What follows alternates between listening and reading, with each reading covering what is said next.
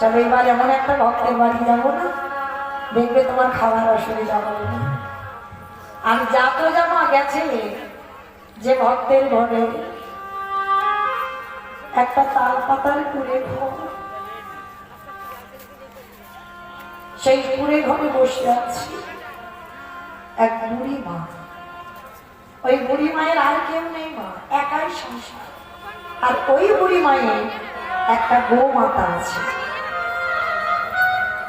আর ওই বুড়ি মার দিন চলে কি করে জানো? ওই গোমাতার দুগ্ধ দহন করে একটু গ্রামে বিক্রি করে কোন রকমের সংসার চালায়। একা সংসার তো। তা নারদের হাত ধরে নিয়ে গেছে, নারদ চলো। তা যেই না গিয়ে দাঁড়িয়েছে, দরজায় গিয়ে ডাকছে, মা বাড়িতে আছো? আর দেখবেন মা, ভগবানের ডাক আর মানুষের ডাকে তফাৎ হবে।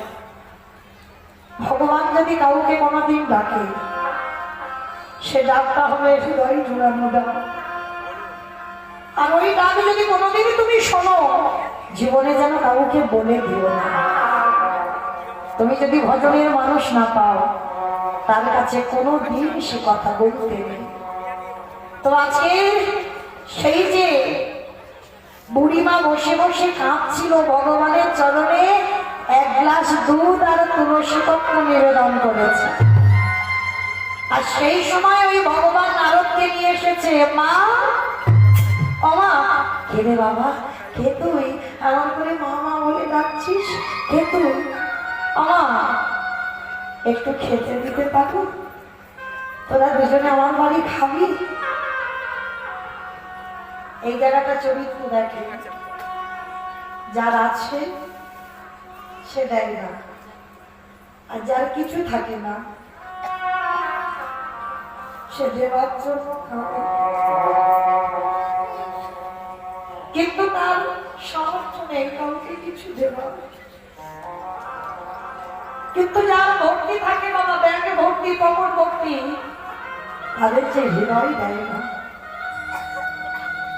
তো আজকের সেই যখনই নারায়ণ আর নারদ এসেছে, বুড়িমা ছুটে গিয়ে মা ওই দুইজনকে দেখেছে তো, তাড়াতাড়ি করে ওই গোমাতার দুগ্ধ দহন করে এক বালতি দুধ এনেছে, নিজে জাল দিয়েছে। জাল দিয়ে বলছে, বস বাবা বস, আমি দিচ্ছি। দুজনকে দুটো গ্লাসে দুধ দিল, আর দুজনকে দুটো তুলসী পত্র দিল। প্রভু, শুনেছি অতিথি নাকি নারায়ণের সমকর, তাই আমি নারায়ণ ভেবে ওই দুটো ছেলেকে দুগ্ধ দিলাম, তুমি গ্রহণ করো।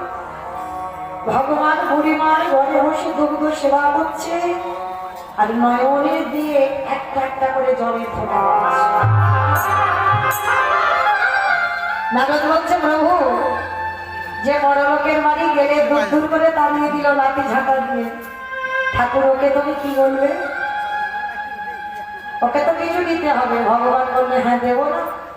যে জমিদার বাড়িতে গেলাম, দূর দূর করে তাড়িয়ে দিল, আমি ওকে আশীর্বাদ করলাম, ওর ওই যে 3 তলা বাড়ি আছে, আমার আশীর্বাদে ওর আরো যেন 6 তলা বাড়ি হয়। ভগবানের ইশারা তো সবাই বোঝে না। তা নারদ চমকে উঠেছে, ঠাকুর এটা তোমার কি আশীর্বাদ যে তোমার খেতে দিল না, লাঠি ঘাটা দিয়ে তারা দিল, তাকে তুমি বলছো আরো 3 তলা বাড়ি হবে, আরো টাকা পয়সা হবে? বলে, হ্যাঁ নারদ, ওই এত ধনী হোক, ওই এত বড় লোক হোক, ওর এত টাকা পয়সা হোক, ও যেন সারাদিনের মধ্যে ভুলেও একবার আমার স্মরণটা করবে। ওর এত টাকা দেবো, এত অর্থ দেবো, ও যেন সারাদিন ওই টাকা নিয়ে থাকতে থাকতে যেন চিরজীবন